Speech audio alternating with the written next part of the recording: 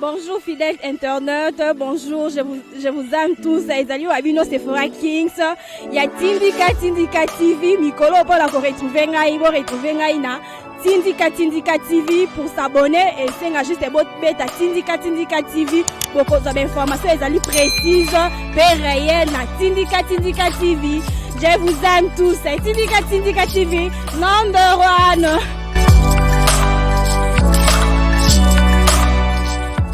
Bonjour chers internautes, bonjour, bonsoir, Nabino Balandi Nabiso et Tindika Télévision, c'est votre humble servante Sephora Kings.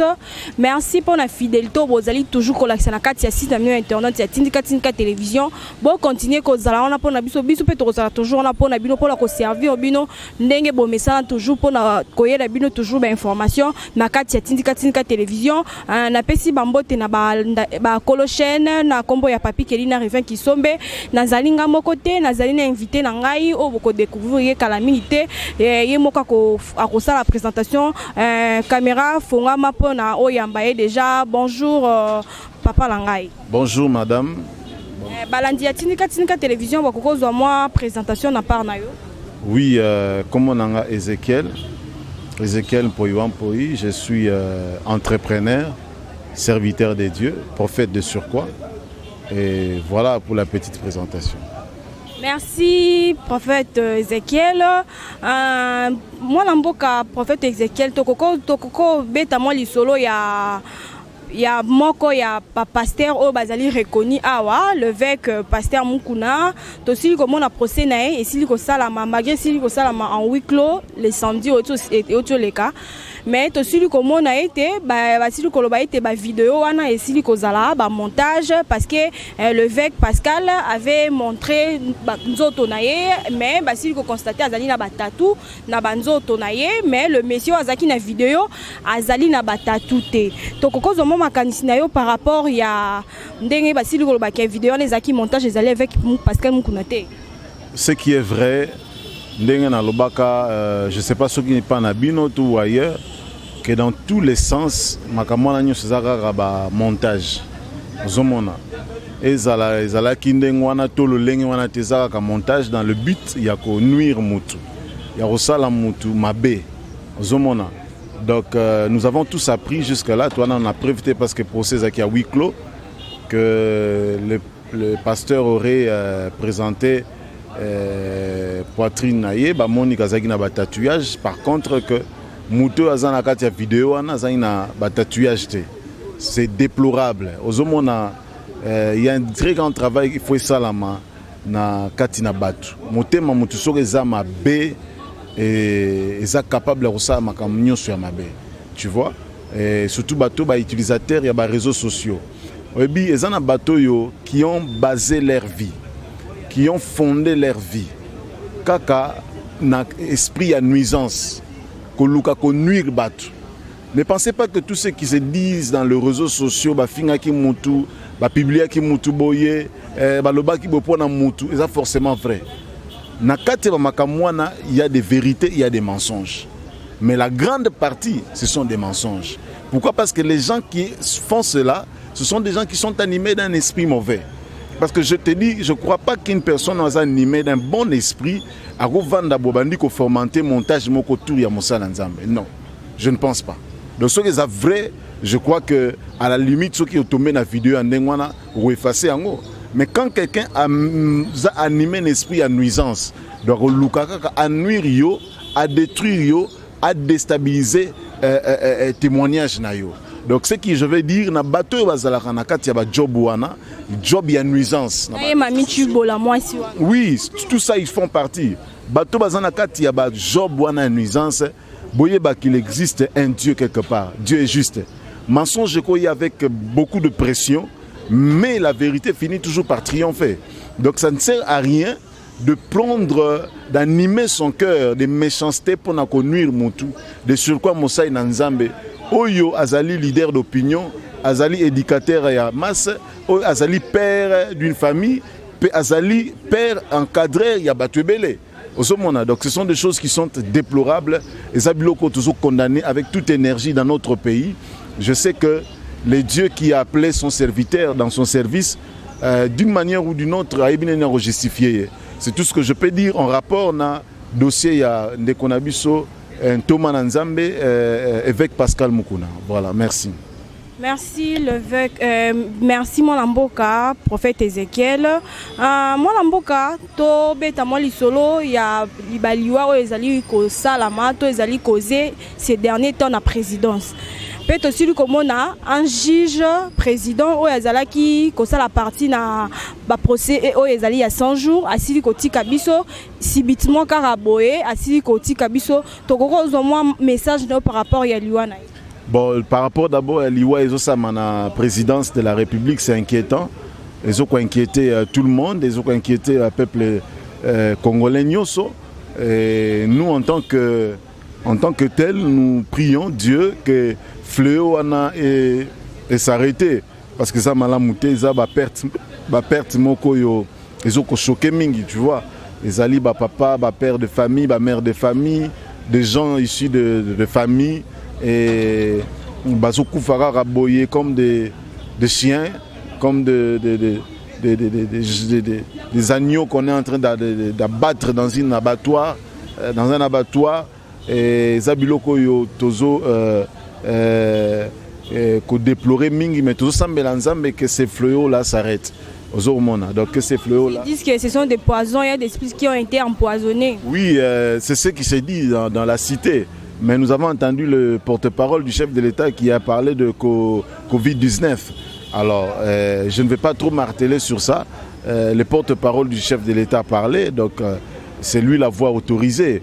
Covid-19, poison ou peu importe, ce sont des morts qui ne sont pas souhaitables. Donc c'est pourquoi nous demandons que fléau en ait s'arrêter aux Omona, parce que c'est dans une institution et puis une seule famille, y a parti moko politique, je dirais,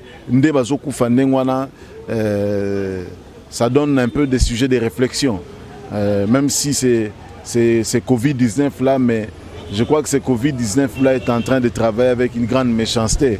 Alors il faut que cela s'arrête. Nous avons prié le Seigneur pour que Yangwé s'arrête et je crois que cela va certainement s'arrêter. Merci. Merci. Donc, voilà, par rapport au juge, nous avons entendu qu'il a été, c'était pas une mort naturelle, donc à Koufaki par empoisonnement. Ça c'est les constats. Oui, l'autopsie à Saliango, ça fait très mal. C'est un père de famille qui a laissé des enfants, qui a laissé une femme, qui a laissé frères, sœurs, et qui a laissé aussi une communauté, son quartier, sa commune Bandal. Et Zababilo Komoko qui a laissé des amis professionnels, et ça fait très mal. Et une perte même pour la nation, tu vois. Les autopsies et signifié que Zali poison, nous demandons que les enquêtes approfondies et des enquêtes professionnelles et salama urgemment pour qu'on va détecter réseau wana. Oyo est installé depuis un certain temps dans notre pays, réseau de tueries par empoisonnement. La culture n'a pas sauté bantou, la culture n'a pas sauté congolais. Oui, c'est-à-dire qu'on doit démanteler ces réseaux-là et dès que ces réseaux seront démantelés, ils doivent être sévèrement punis. Et nous, en tant que Congolais, en tant que chrétiens, nous maudissons déjà ces réseaux-là. Et nous croyons que ces réseaux est en train de marcher maintenant à sa perte. Donc d'entrée des jeux, et vous allez découvrir, nous croyons en la banquette, et vous allez au salama, et vous avez un résultat. Et famille, je crois que c'est vrai, père, toi, c'est un côté, mais vous allez quand même soulager ceux qui ont que basali autopsie, qui poison, balandi, batou, basali yango, et loi et punir bango.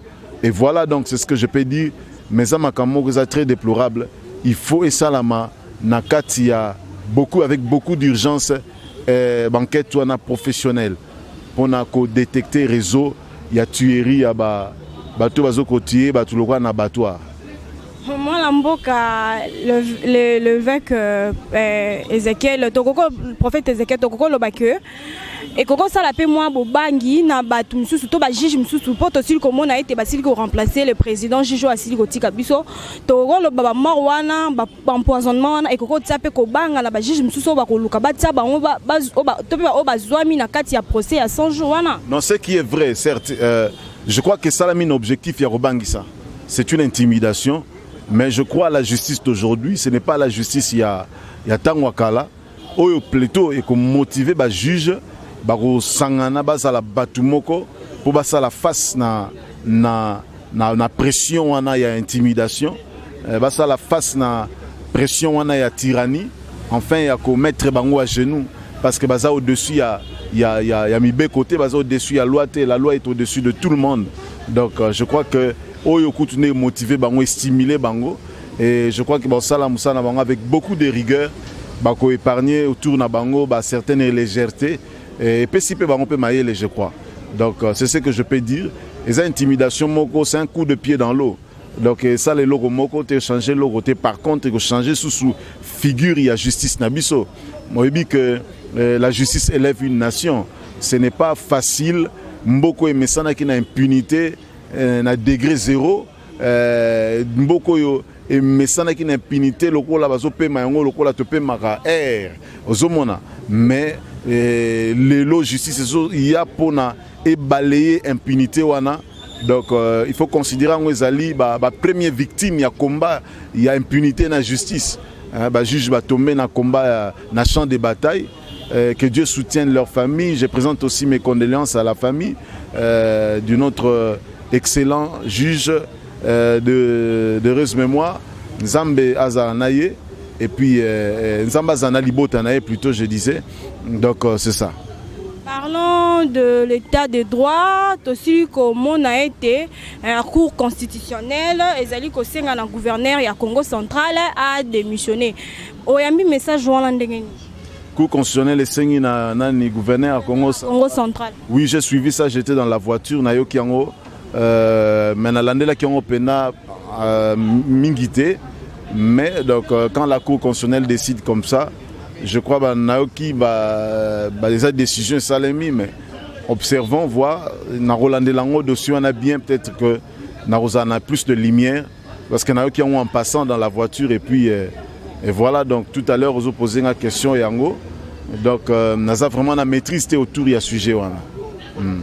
Merci, mon Lamboka, aussi comme on a décision, il y a président Jean-Marc Aboun, Ndengesil Salama. Il y a certains gens qui sont d'accord, il y a certains aussi qui ne sont pas d'accord, mais tout de suite comme on a réaction, il y a IDPS, ndenge siliko salama, basiliko ko sala vraiment désordre, donc ils sont au calme malgré qu'il y a des choses qui se disent en CC, mais toko yeba oyambi moi message il y a destitution, il y a président Jean-Marc Abounda ndenge. Bon, je crois que Congolais nyonso alingi changement mboka na ye. Zabiloko destitution de Konabiso Jean-Marc Abound, il faut quelque part attrister et faire réfléchir. Pourquoi bah destituer un temps oyo et puis bah destituer pour quel péché? Le but qu'Azali Lolin dans un. Ça dit quoi? Il y a des gens dans 4 hémicycles qui ont fait des péchés plus graves que Jean-Marc Abound. Je crois que Jean-Marc Abound, le sujet était plus autour, il y a 7 millions. Il faut épargner la République, n'a pas dépense au-delà déjà la souffrance aux Zanango. Donc je vais dire à Bande Konabiso, député, ne jouez pas avec la vie de tout un peuple. Ozomona. Peuple oyo atinda kibino kuna, atinda kibino tebo ke ne kosala ba guerre d'esprit, to et comme makuna on dirait lui a ba règlement de compte. Peuple atindi bino pour voter ba loi oyo ko permettre mboka na ye évoluer, la situation a changé. Mais depuis qu'ils sont là, qu'est-ce qui se passe là? Bitumba, règlement de compte, Kofinga, désobéissance, ceux qui bakangi mutumoko na mbe basali, groupe ya batebimi, obiso ba ressortissant nani, to telemeli yango, la philosophie ya bato obiso to benga ba élu du peuple. Bakangi, donc kala mingi te na mboko yo, Dieu merci, to ebi que justice osa musala makasi.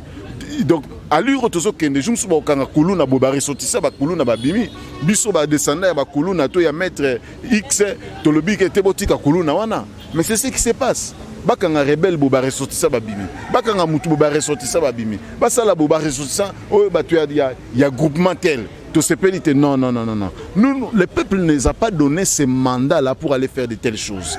Donc il faut pas comprendre c'est à quoi ils sont appelés. Alors, si on comprend que, c'est à quoi tu es appelé, alors il faut démissionner. Il faut démissionner. Donc si ça ne dépendait que de moi, si j'étais moi le magistrat suprême, na philosophie on a na quatre hémicycle, j'allais carrément dissoudre créer génération quoi il y a élu du peuple. Oui, si ça ne dépendait que de moi, parce qu'avec tout ce qu'on voit là-dedans, là, ça n'a rien à voir avec les soucis du peuple, ça n'a rien à voir avec les fardeaux du peuple. Personne dans tout ce qu'on voit là a un fardeau du peuple. Les réseaux, il y a kanana. Ceux qui ont kanio, na sali lokoboy. Ceux qui ont tomboki, to bundi. Ceux qui ont kangi de konanga, tu bisu ba ressortir to sali groupe, to bimi. Voyez-vous? Donc ce sont des choses honteuses. On peut aussi comment on habite vraiment les hommes en cas. C'est-à-dire il y a malamouté. Ozomona, les amalam moko te zabiloko moko yo ezo déshonorer mboka na biso mboka uti musika. Donc je crois qu'il faut recréer une nouvelle génération des élus du peuple. Alors ici, population peut faut ça bango mayele, pour comprendre des banani prochainement, il faut qu'on vote ko élire pour na ba kene ko sala musale ko mboka na avance. Kuneza so ki bozo méditer là oni to sala pour na chef de l'état za la boye, to kingandi fois za la boye. Donc ça ce sont des choses yo toujours qu'on déplorer. Mais j'ai béni Dieu parce que nous avions prophétisé que dans les jours qui viennent, Dieu va commencer à écarter de manière surnaturelle des gens qui se tiendront en obstacle contre l'émergence Yamboko. Donc quiconque se tiendra en obstacle contre l'émergence Yamboko vivra le même sort que celui de Pharaon. Pharaon et son sort est tel que le peuple israélien est libéré dans la captivité. Et il a constaté que libération du peuple qui était mais ça n'est comme on peuple sous joug sous joug.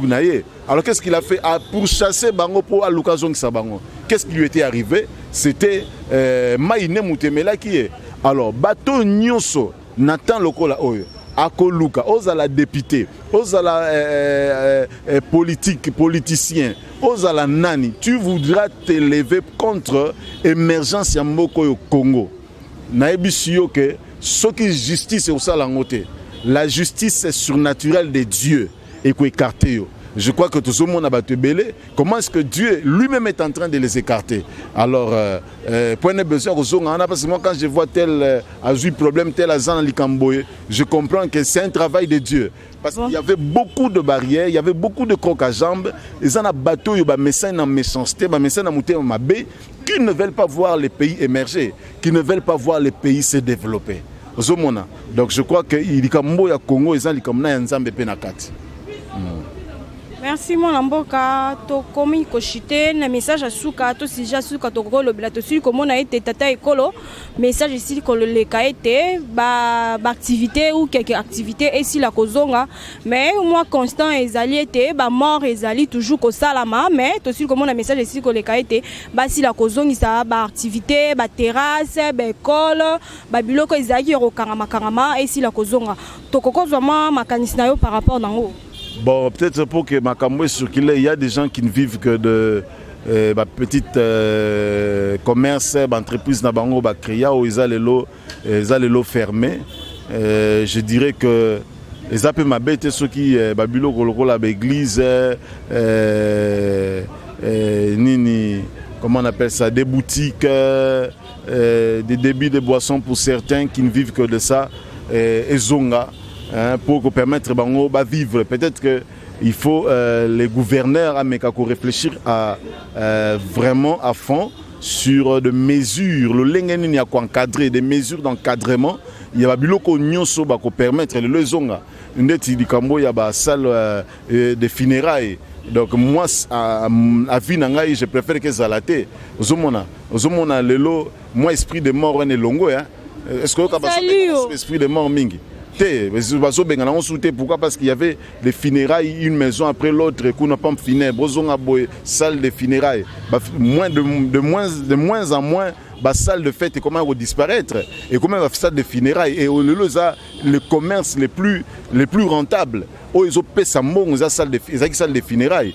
Alors moi je pense qu'il faut de la morgue au cimetière. C'est pour épargner aux gens aussi de certaines dépenses utilité nzamba zwa lokumu nzamba zui nzamba pesara nzamba zui et ben voilà bozui corps boketika na cimetière famille beaucoup se réunir peut-être pour des petites consolations et voilà donc il faut kaka koluka ba mesure moko d'encadrement et pour les églises aussi koluka ba mesure moko un peu d'encadrement pour na ba débordement ezalate et aux alapé moi malamu mingi surtout na bateau ba sala ba faire ba commerce ba biloko ndengwana tout ce qu'ils font les commerces donc il faut vraiment ba mesure d'encadrement ezala pour que les choses aillent bien makambo ekene malamu mingi. Merci cher internaute comme nasuka ya émission na biso mwana mboka pona batu bazana poso ko en contact na yo ba sala ndeni. Oui, d'accord, Sorozan a besoin de contact nanga pour des raisons de prière, pour des raisons de conseils, directives. Nous ne sommes pas là seulement parler de choses surtout le bela makamambo que ça peut comme ça l'ensemble. Tu vois, les gens peut-être comprennent yoza mosala nzambe il faut le bamakamusi non, on est ali ba faux raisonnement. Donc ça dit qu'en tant que mosala nzambe faut yeba makamambo ko sikozali pour ba kambia solo ya mboka za basala nzambe. Donc faut yeba kopé ça ba directive conseil est important. Donc voilà, c'est ça.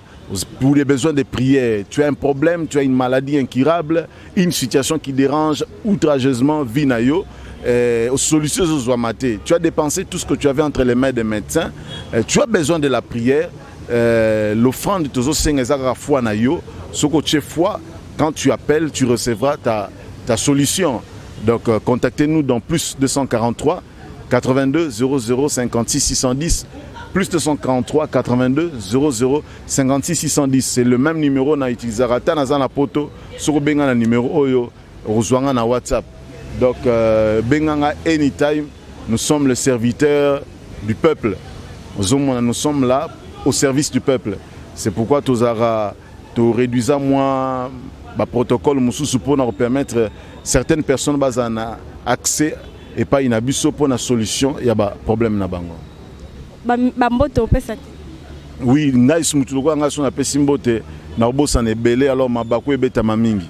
Na pesi peuple congolais nyonso mbote bisika bozwami na monde entier place bozolanda na kosenga na bino bo s'abonner massivement na kati ya émission oyo na tindika télévision ezali chaîne moko merveilleux chaîne moko merveilleuse ezali chaîne moko ezosala malamu ezosala bolamu pe ezana ba information bien. Donc s'abonner massivement mbote nangaka na ba congolais nyonso ya diaspora bisika bozali partout mbote pa na bato balingaka biso na balingaka biso te mbote na bato basaka biso mabe na bato basaka biso bolamu mbote na biso ke na bato nyonso. Merci cher internaute to comme na suka émission na biso na pesi bambote na copine na ngai privé Bénédicte Mwanza ya Lida Tango na pesi bambote belé na Gema Kindwele depuis Majesteur na pesi bambote belé na cameraman na Chako na pesi bambote na maman aboti ngai Pasasa Dandu na pesi bambote na batonti na ngai na pesi bambote lisusu na cameraman et na mbote lisusu na Mike papa na monto na pesi lisusu bambote na bino baino so bolinganga na bolinganga te bo continuer ba conseil na bino ba suggestion na bino ba incite na bino pesi to message to koyamba toujours la bien